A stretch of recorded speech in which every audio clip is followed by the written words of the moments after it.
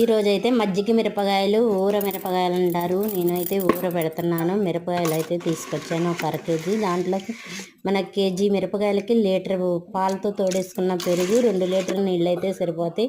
నేనైతే అర కేజీ తీసుకున్నాను.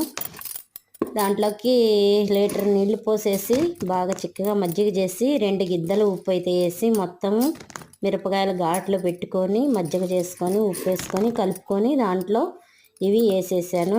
రాత్రి అంతా ఇలాగే ఉంచాలి. ఉదయం తీసి ఎండబెట్టాలి. అలాగా దీంట్లో ఉన్న మజ్జిగన్ని అయిపోయే వరకు అలా ఎండబెడితే మజ్జిగ మిరపకాయలు చాలా టేస్టీగా బాగుంటాయి.